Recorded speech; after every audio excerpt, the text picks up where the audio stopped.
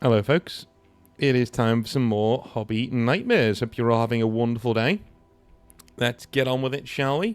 With our first Hobby Nightmare of the day. We have some more B-roll, as you can see. It is classic B-roll. We recorded it the other night live on the stream. Very fun time. And this is, the game is called Chaos Gate Demon Hunters, by the way. One of the comments I always used to get was, what game is being played in the background whenever this game would play? It's called Chaos Gate Demon Hunters. Go check it out. It's an awesome game. So, let's jump in to our first Hobby Nightmare of the day. Not really Hobby Nightmare, it's more of a hobby a doffing of the cap, a tilting of the hat towards a Games Workshop manager. Let's get into it, shall we? So, it's from Bummer, or Bumber. Bummer. Hey North, I hope this email finds you well. It's Bumber again, and I want to start off by saying life has been going swimmingly. Good. Given I found myself a partner that is also into Warhammer. She's a 7 out of 10, with the 3 deducted points being that she's almost 3 feet shorter than myself. Dude. Okay, Bomber. I'm gonna say something here to you, chap, okay? And it might not be easy to hear. Alright, what you just did was really crappy. Okay? Somebody like me, who's on YouTube, will talk a load of nonsense, right? Because I'm talking about people who are in the ether most of the time. I'm not talking about real people, right? Saying that your other half, you're deducting 3 points from her because she's shorter than you. What? Right? Okay? That's silly. That's very, very, very silly. I am a very tall, I make fun of her for being very short. All that aside, this isn't going to be my usual Hobby Nightmare story for you, as this nightmare is currently ongoing. Alright. So, again, like, you know, she's short, dude. What are you going to do? Like, short women are cool. You can, like, pick them up in one hand. Think of the fun you can have, right? You're like, what's wrong with you? Anyway, first and foremost, this Hobby Nightmare isn't about me, but instead about the local Games Workshop manager, whom we shall call Craig. That ran the store itself I frequented, okay? All your words are jumbled up here. I had caught wind today that he had been bereaved of employment, and it has devastated him. I know you may be wondering why he was fired, and unfortunately it wasn't because he had his head sticking out over the trenches, as you like to say. Yeah, I normally like to say that because as soon as a Games Workshop manager does that with corporate, yeah, your days working for them are numbered. You see, he did his best to fly under the radar while building a rapport with his clientele. He had lost games in the store, encouraged and incentivized the community, teaching newcomers about Warhammer as a game and a hobby, and always made sure that the store was a safe space for people to go and unwind. From what was explained to those in the community he frequently spoke with, Chris, the manager, noticed that the numbers in the deposit box didn't match those shown on the books. Oh no. Oh no. Well, you've changed his name from Craig to Chris, so I hope his real name isn't Chris, dude. Right? Because your words in this Hobby Nightmare have been all jumbled up. Did you write this under the influence? I'm just saying, because this is a few of these words are way jumbled up. I'm making sense of them as I'm reading. It's a skill I've learned reading Hobby Nightmares. Sometimes I need to make the sentence make sense as I'm reading it in real time. So we're going to call him Craig, alright? Alright. So Craig noticed that the numbers in the deposit box didn't match those shown on the books. That is a sinking feeling. As an ex-Games Workshop person, I can tell you that is a sinking feeling. It's horrible. Dude, they make you feel like you've stolen money, right? They make you feel like you've literally stolen money. Like you've gone. I had a friend of mine who would get his. If this ever happened to him, he'd go and get some money out the bank and just put it in the till. Right? If it's like 20 quid, do you know what I mean? He'd say, look, I lost that 20 quid. It'll be in the store somewhere. I'm going to get my own 20 quid out my wallet and put it in here to make up the difference because I know it's here somewhere and I'm not getting into trouble for this. Sorry, you know. That they would do that kind of thing. I would do that kind of thing, right? Mistakes happen, but I'm not getting a phone call from HQ over £10. You know what I mean? Like, it's not worth it. It isn't worth it at all. I'd rather go without for 5 minutes while I look for the, you know, so at least I can do the banking. He went out of his way to speak with the higher-ups. Mistake. He went out of his way to speak with the higher-ups with his concerns that something is wrong here, and was fully transparent with them in an attempt to get to the bottom of the issue. only for it to come to a head today when Craig saw his bosses at the store demanding he hand over his keys and leave the store immediately. There were no warnings given, and according to Craig, they did not follow the company's policy of these kinds of things with the sudden, unprompted firing. Okay, this sounds fishy to me. I know how they work. They don't do this thing. They don't do this kind of thing. Okay? Either this is a lie, not from you, but from Craig. Either this is a lie, or he's done something really, really, really, really, really bad. Okay, so I knew one Games Workshop manager when I was there who was awful, who literally did everything wrong, right? This didn't happen to him, right? You know what I mean? He had several warnings, then he was just fired, right?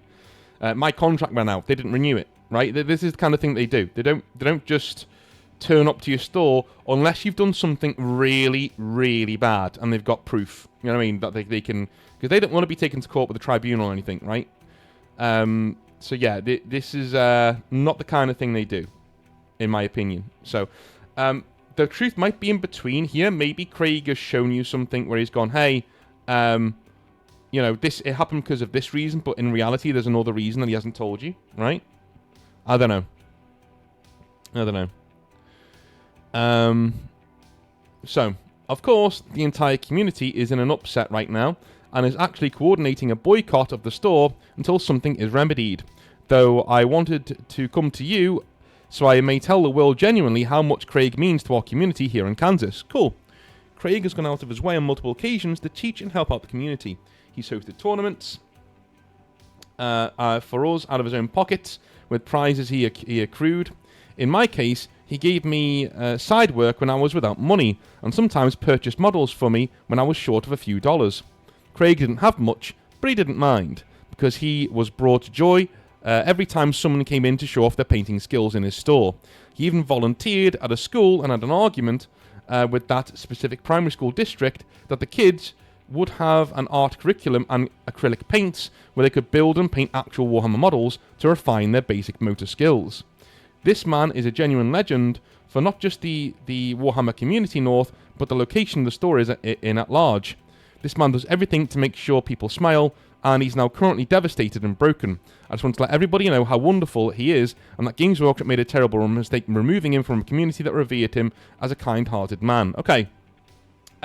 Two sides to every story, my friend. And I think this manager will tell you that as well.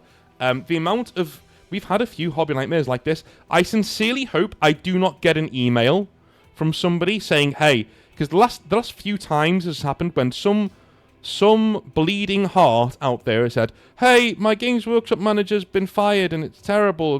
Games Workshop suck. That manager has then emailed me and said, listen, mate, I don't want any trouble. I was fired for good reason, and, you know, can you just not put that on your channel? And it's already been up for a few days, right? It's a pain in the backside. So I hope this isn't another one of those, all right? Because the amount of people who do stuff like that, and then it turns out that person was fired for good reason, and they just kept it quiet because it's their business. It's none of your business. You're a customer in the store. They don't owe you an explanation as to why they were fired.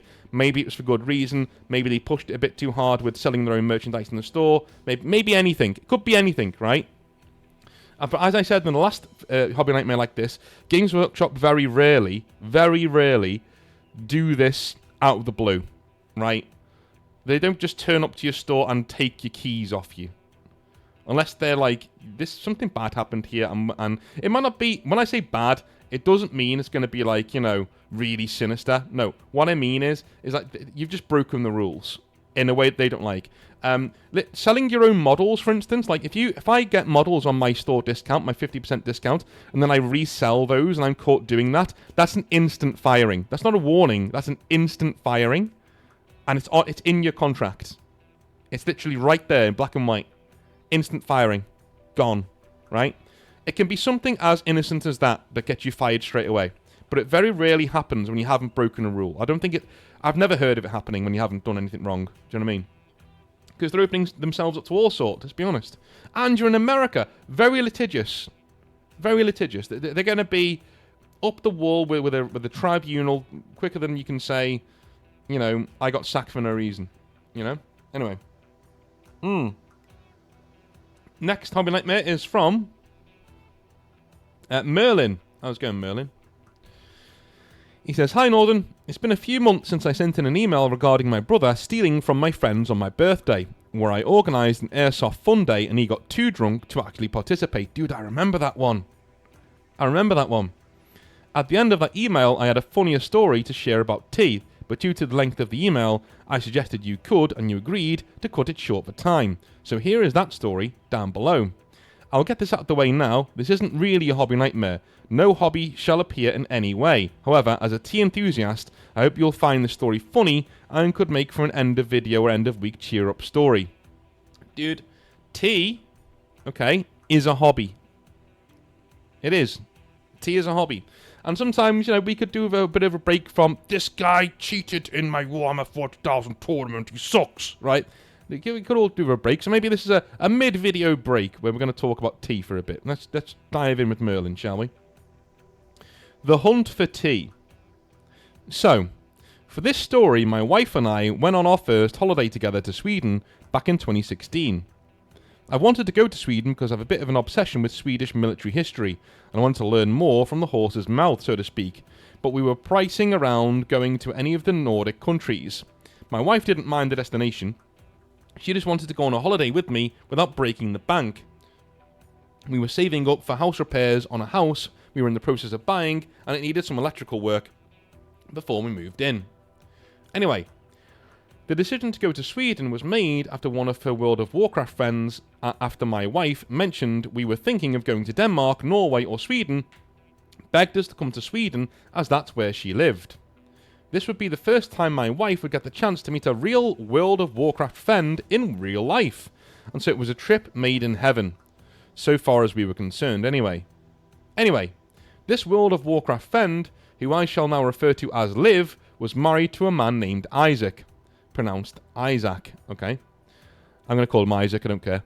And they both took some time off work to help show us around of some of the tourist spots. Though we did most of the exploring of the city ourselves, as they had a very sweet 2-year-old boy to take care of. On one of these days, they took us to a town called Sigtuna. Sigtuna? Pronounced how it's spelt. One of the oldest towns and cities in Sweden. It was a fun day out, and on the drive back, Liv and Isaac needed to stop at the shops to pick up a few things, and they took us to a massive supermarket. My wife and I decided we'd go off to see if there's anything we'd like to get to sit in our hotel room for after a good day of exploring and learning. Snacks and drinks or something for the day's exploring. It was at that moment I thought to myself, "Ooh, I wonder if they have any decent tea I could get." Now, as anyone from the UK and Ireland can agree on, the English breakfast tea most hotels in Europe are fond of providing us is just terrible, and the last couple of days I've been wanting a decent cup of tea to drink in the evening when all of our exploring was done. Dude, yeah, it's true. It's true. Every hotel room, man, if you see that English tea, even if it's Twinings or something, it's terrible. I don't know where they get it from. I swear to God, Twinings just put the worst leaves in there and go, right, hotel one, I've even seen one Yorkshire tea one, right? One Yorkshire tea, and it wasn't good. It was not good at all. Like, I literally put it in, I go, oh my God, Yorkshire tea, brilliant. It's so rare you see these in like the little baggie, in a little thing with a string on it. Brilliant. The missus calls them tampon teas.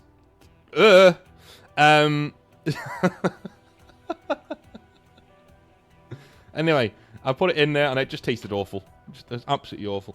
Anyway, so I was hoping such a big store would have something decent I could buy a few tea bags out of the box and give the rest to our Swedish friends, since I alone wasn't going to drink enough tea to finish the box and there was no point trying to bring it back home with us. So, in we go and I slowly walk around the shop, looking at what they had in general, and I eventually get to the aisle with the teas and coffees. North, I was in awe of how many different boxes of tea they had on the shelves, almost half of one side of a very long aisle. However, my heart sank when I realised it was nothing but flavoured teas. I don't know about anyone else, but I'm not a fan of flavoured tea. It's not real tea to me. Yeah, I'm not a fan of it. Yeah, I can drink it though, I can drink it. So there I was standing in the middle of this aisle, probably looking a bit forlorn, looking at a wall of tea, when Isaac comes up and asks me, what are you looking for? Tea, I responded. Looking back on it, the look of confusion on this man's face was priceless. Here I was, standing in the tea aisle, looking at shelves packed with every sort of tea you can imagine, and I'm basically asking, where's the tea at? Dude, you're English, you should know. Yeah, this guy's English, he wants actual tea. So he responds very confused, it's right there, pointing at all of the tea. To which I respond, not that tea! Proper tea! Again, the look of confusion on this man's face grew more confused, and I could tell he was thinking, does this man's glasses not work? What is he on about? I explained I don't like flavoured tea, and I was looking for just a normal box of tea bags. He seemed to understand, but told me that flavoured tea is the usual thing in supermarkets in Sweden, and later I realised that was true of most of Europe as well. I started to begrudgingly accept that my hunt for proper tea was a hopeless task. My wife had caught up to me by this point and saw that my hunt for tea hadn't gone well. I accepted my loss and turned to leave when, at the corner of my eye, I spotted it. Tucked away on the bottom of the shelf, I found my prey. I thought it could hide from me on the bottom shelf, camouflaged by the boxes next to it. And oh, it nearly succeeded, but eventually I was not to be denied.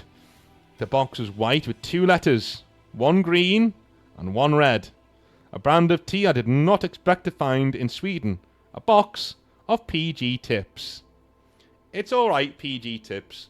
Dude, English tea is the best, and yeah, PG Tips is better than anybody else's tea that's not from England. I will say that. A decent brand of tea, and it would do the job the rest of my week for the rest of my week in the country. Even if it wasn't a good brand of tea, when you're in a godless land that seemingly doesn't know what good tea is, you make do with any English or Irish brand of tea you can get, I agree. I knelt down, picked up the box, stood up and showed it to Isaac and said, "This is proper tea!" With this proclamation made, we went to the checkout and bought our haul. I took about 15 to 20 tea bags out of the box and gave the rest to Liv and Isaac.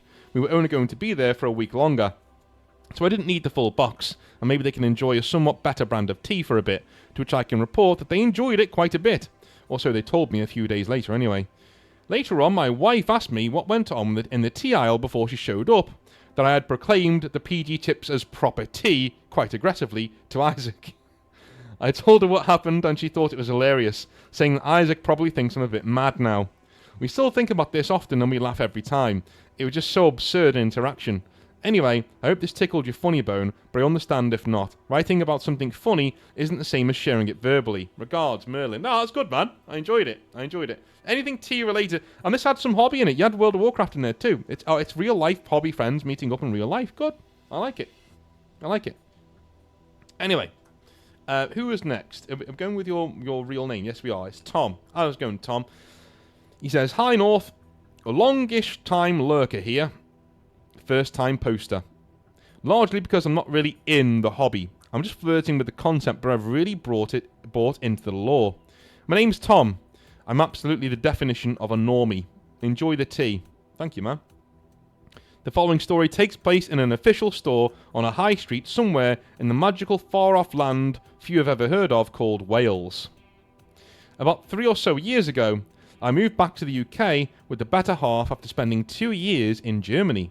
Her brother, now my brother-in-law, obviously, had just bought a flat in the city, so it was another reason for us to come back to where we felt like home.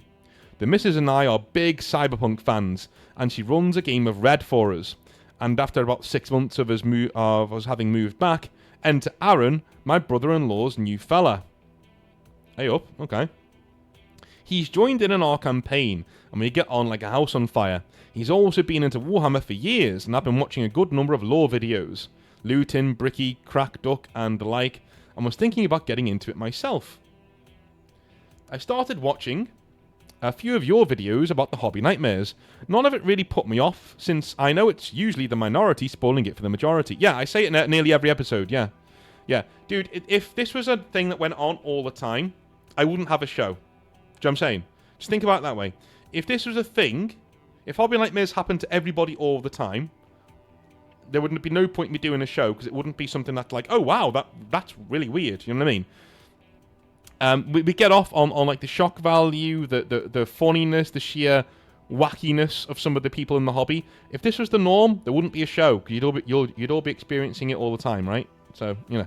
Anyway, I started watching it. Okay, none of it really put me off, since I know it's usually the minority spoiling it for the majority, and I know all the spiel and the training the shop staff need to go through, and the complete disassociation between how people actually act versus how people in Nottingham think people act, and how they really love the hard sell strategy. Yeah, he means Games Workshop people, not people living in Nottingham, if you're getting triggered. I'd been thinking about getting myself a Tau army, and yes, your video on what your army says about you called me out explicitly about the Tau. But with money being short, and me having other hobbies and things that needed paying for, I wanted to buy once and be happy with it, safe in the knowledge I'd bought the right thing for me. I'd add to this as I wanted to, but it's not my primary hobby or first expenditure. I'd been aware in my youth of the starter sets, so I was thinking about getting one for myself to get started. I could play a few smaller scale games, get used to it, and see if it was something I wanted to carry on with in the future. I'd been talking with Aaron about how I think I wanted to play, what I enjoyed about strategy games that I like, and it seemed like Tau would be near enough what I wanted. Okay, Aaron's your brother-in-law's new squeeze. All right. Unfortunately, around May last year, I found out I was getting made redundant. Me, being me, spotted a hole in the company and an opportunity for me to still make some income while I was looking for a new job, and offered to basically stay in the job as a contractor until I could find whoever they wanted to fill in the new position they had invented. I know how much work that position would be, and that would expand the hierarchy again to fit an ever-increasing demand. So as far as I was concerned, it was temporary.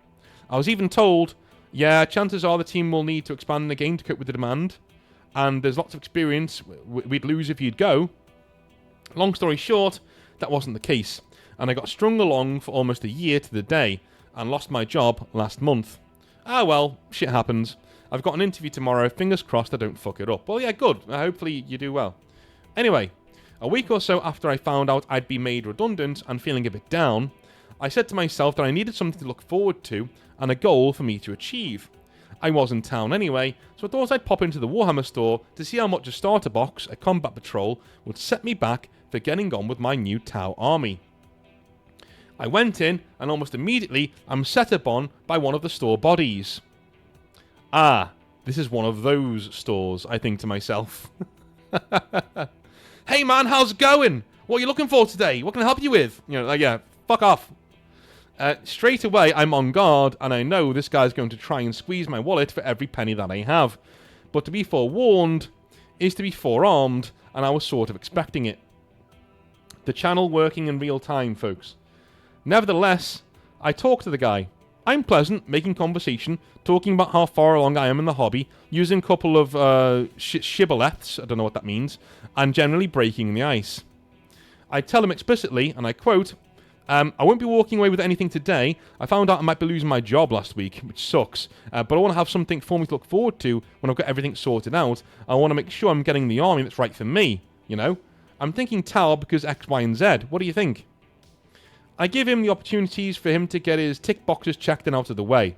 You know, I've got things to do, so I can't build a model for now. I can't play a starter game right now. I literally have 10 minutes. Generally, tempering his expectations.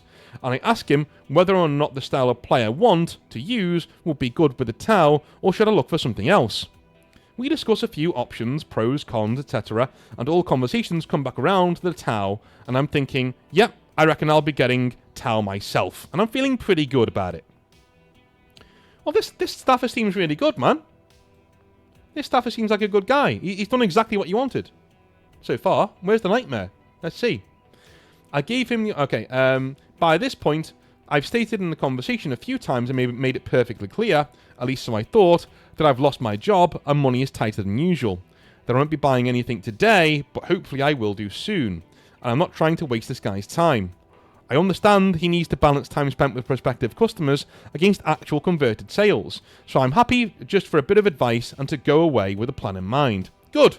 No, this is a good customer. This is good. I would have it all the time when guys would come in and say, I'm not buying anything today, but can I have 3 hours of your time to talk about the hobby? No. No. No, you can't. Because Like, I need to sell models. If you don't say this to them, but you very politely after a while say, so that's the advice I've got for you. Anything else I can do for you? And if they say, yeah, and they start talking about law and stuff, I go, okay, well, that's cool. Listen, go talk to the guys over there at the painting table. I'm just at work, man, so I've got to hammer down here and sell models, you know what I mean? Most people will go, oh, absolutely, no problem, because they know they're not there to buy models. So they excuse themselves and they go and talk to somebody else. It's fine. But yeah, the amount of customers who would come in and expect like 3 or 4 hours of your time, it's just like, dude, no. Like, if you're not going to buy anything, you know, it sucks. I would love to sit here talking hobby with you all day. I'd love nothing more than that. You know, when I was a staffer, I would do that. I would literally not sell you any models. I just talked hobby with you all the time. And I had a really good rep because of that in the store, right? People liked me. You know, people, when I was applying for a manager's job, people sending letters on my behalf. I think it's really good, hire him, you know. When I got my own store, I had to stop doing that because obviously now all the financial decisions are on my head. So I need to make sure that, you know, we're selling models and we're doing well. Anyway. Okay. I pull up my phone, making a list of what I think I'll need, asking for costs and the like, and trying to bring the conversation to something of a close. The whole time through, I can see more and more of the flags for indoctrinated shop front employee number 7, but this isn't my world. It's somewhat of a thing I'm looking to get into, so I'll just play the game and try to walk away happy. Now, I'd just like to interject here that I'm fully aware that I've got my problems, and they're mine to deal with. My financial situation isn't anybody else's to fix. My mental health problems are my own, and they're never an excuse for somebody else to deal with. I know how I react when my black dog starts barking in my head, and I know what to do to shut it up. I give myself a goal, set a target, get a plan together to get there, and I get on with it. But now comes the punchline. So, what will it take you to walk away with this combat patrol box right now? And I just stand there, looking at this guy in utter incredulity. There's 3 to 4 other people in the store, and another employee is talking to them in the same colour shirt, i.e. not a store manager. It's a red or a blue shirt, yeah. So I know he's not someone looking over his shoulder ticking the boxes. I'm ashamed to say that I gave him both barrels. I told him, near enough word for word, and I quote, I've been more than clear that I'm not exactly in the best financial situations and that I won't be walking away with anything today. I've let you run through your customer interaction checklist and given you the opportunity to talk to me like an actual person. I've told you I'm looking to come back at some point, and I've literally got a list of what I'll be wanting to get from you when I come back. Wow. I wanted to get your name so I can say you recommended this to me. And you know what? You haven't listened to a fucking word I've said at all, have you? You've just had dollar signs in your eyes the whole time. Just do one. Fucking moron. Unquote. Alright, that was a bit harsh. That was a bit harsh. I'm going to be saying. You know, that could have been said as like, listen, man. Like, I said before, I'm not very good with money right now. You know, I'm in between jobs. But I wanted to, like, get a checklist when I came in. I could get your name and say, hey, this guy recommended this stuff for me so you could get the sale, you know. But it just feels like you haven't listened to me there. Because I have said I can't get anything today. You know, and he'll probably go, I'm really sorry, man. I'm extremely sorry. You know, no problem. And, yeah, please do that. Yeah, and my name's Bob. Yeah, please do that. Yeah, absolutely. And if you come back in when I'm here, I'll serve you, and we'll get you stuff. And I'll even take you through a few painting tricks that I know. You know, stuff like that. You get more flies with honey than bile, is what I'm saying. Do you know what I mean? All you've done here is you've made sure this guy's going to look at you and go, wow, another nightmare customer. Fuck that guy, right?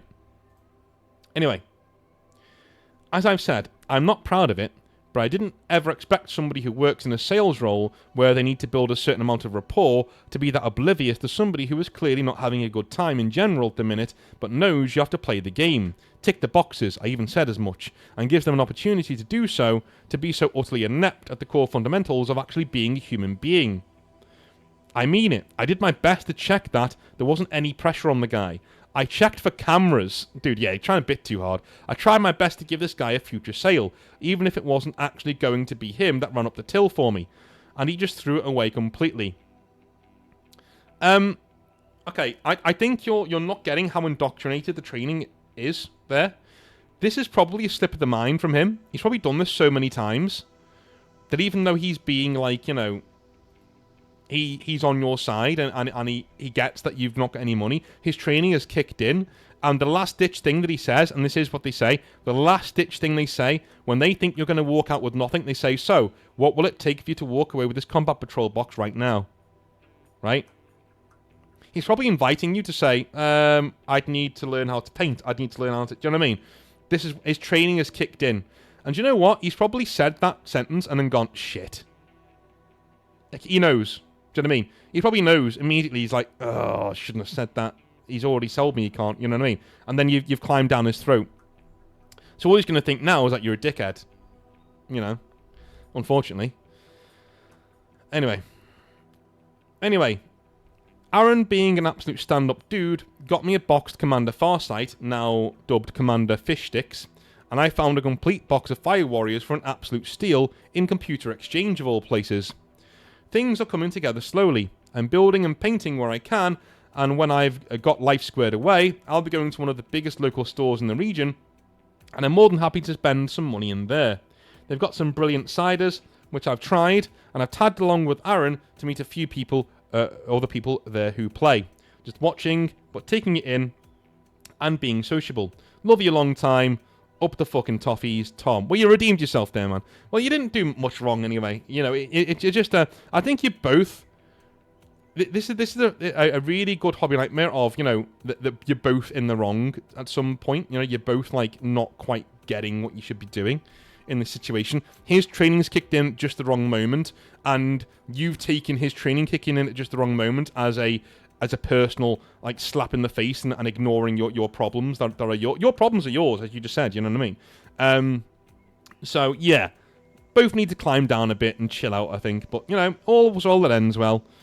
Anyway, I love you all a long time. I will speak to you very, very, very soon. Have a wonderful rest of your day. And I'll speak to you tomorrow for some more 40k rantage. Oh, the 40k rant tomorrow is massive. My first ever 3-hour video. So see you then. Have a good one. Bye now.